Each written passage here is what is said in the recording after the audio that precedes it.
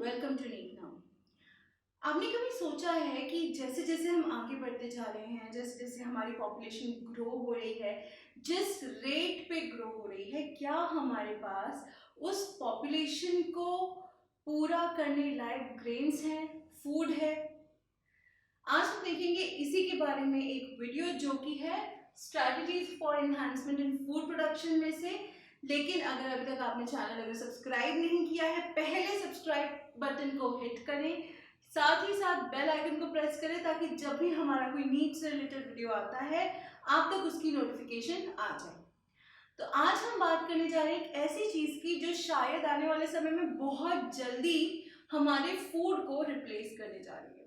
अगर रिप्लेस नहीं भी करेगी तो भी एक बहुत बड़ा हिस्सा बनने जा रही है हमारी डाइट का। ऑलरेडी काफी सारे लोग इसको यूज कर रहे हैं, इसके रिजल्ट्स बहुत अच्छे हैं। तो है क्या ये चीज? ये चीज है सिंगल सेल प्रोटीन। हमारा फार्मर जो है ऑल ओवर द वर्ल्ड, हमारा जो फार्मर है पूरे साल कड़ी मेहनत करता है।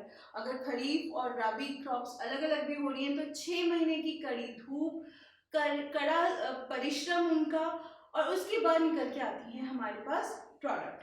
ग्रेन्स कह लीजिए या 2-3 महीने में होने वाली सब्जियां कह लीजिए, सभी को एक पर्टिकुलर टाइम चाहिए।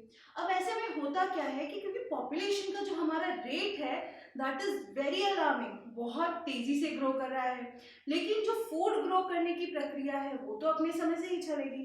तो ऐसे में क्या किया जाए? जो कन्वेंशनल मेथड्स हैं जिनसे हम अभी तक खाना बनाते आए हैं वो पूरी तरीके से इस हंगर को पूरा नहीं कर पा रहे हैं।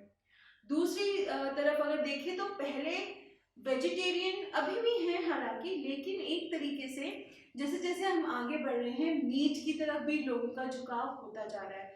अगर हम बात करें सीरियल्स की, पल्सेस की, ग्रेन्स की, फ्रूट्स, वेजिटेबल, किसी की भी बात करें, उनका आज भी उगाने का तरीका कन्वेंशन है।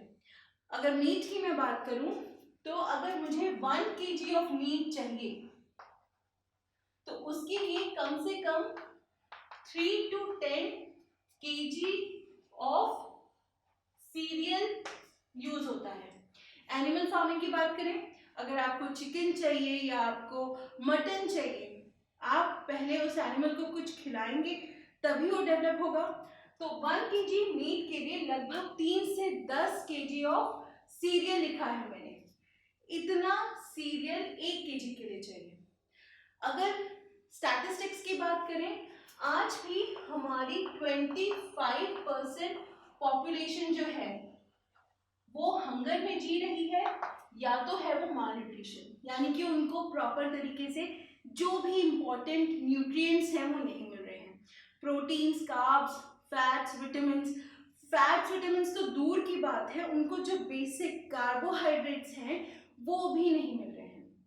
ऐसे में ये सब चीजों को ध्यान रखते हुए कोई ना कोई ऑल्टरनेट सोर्स हमको ढूंढना पड़ेगा। अब ऑल्टरनेट सोर्स का मतलब क्या है?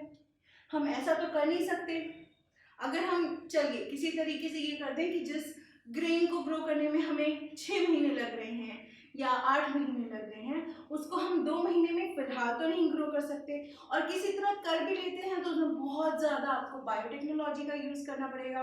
अल्टीमेटली उसके ट्रायल्स होंगे, पेटेंट्स होंगे, तब कहीं जाके वो आपके मार्केट में आएगी। ऑल्टरनेट क्या है? ऑल्टरनेट है single cell protein. Single cell protein क्या होता है? हम लोगों ने देखा है कि किस तरीके से माइक्रोब्स यानी कि माइक्रो ऑर्गेनिजम्स हेल्पफुल हैं। ऐसे में क्या किया जाता है? स्पिरुलिना नाम के कुछ माइक्रोब्स हैं जो कि प्रोटीन की रिक्वायरमेंट को काफी हद तक पूरा कर देते हैं। Protein, fats, carbohydrates, minerals, vitamins सब हम लोग ये सिंगल सेल प्रोटीन माइक्रोब से पा सकते हैं। और ये ग्रो कैसे होते हैं? ये कहाँ ग्रो होते हैं? रादर ये ग्रो होते हैं आपके सीवेज में, waste water from potato processing plants. Potato processing plants ही क्यों स्पेसिफिक? क्योंकि वहां पे हमको मिलता है स्टार्च।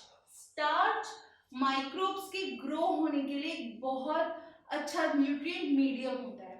साथ ही साथ मोलासेस क्या होता है?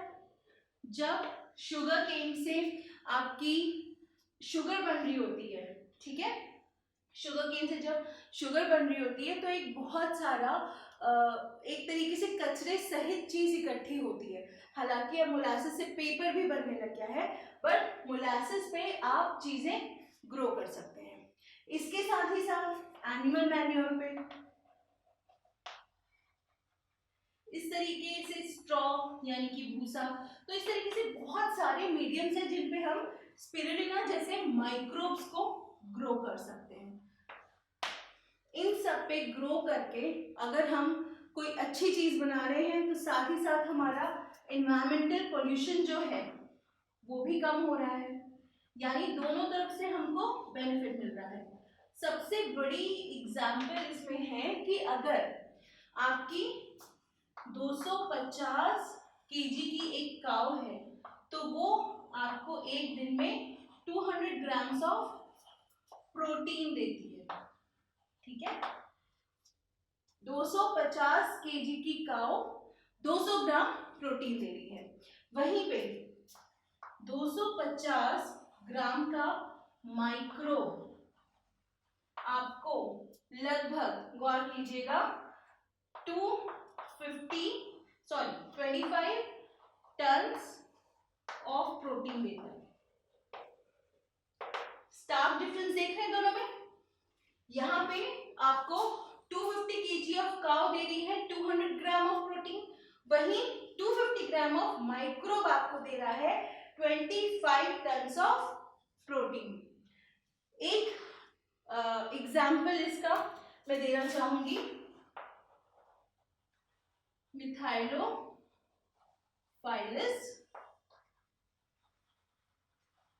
मिथाइलोट्रॉफस, ये जो बैक्टीरिया है इसके थ्रू हम लोगों को ये मिल रहा है।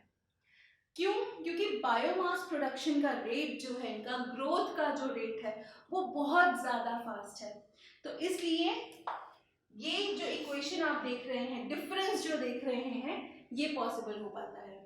साथ ही साथ अगर हम बात करें कि कितनी एक्सेप्टेंस होगी इसकी, लोग इसको खाने के लिए तैयार होंगे या नहीं होंगे, तो I think it is possible.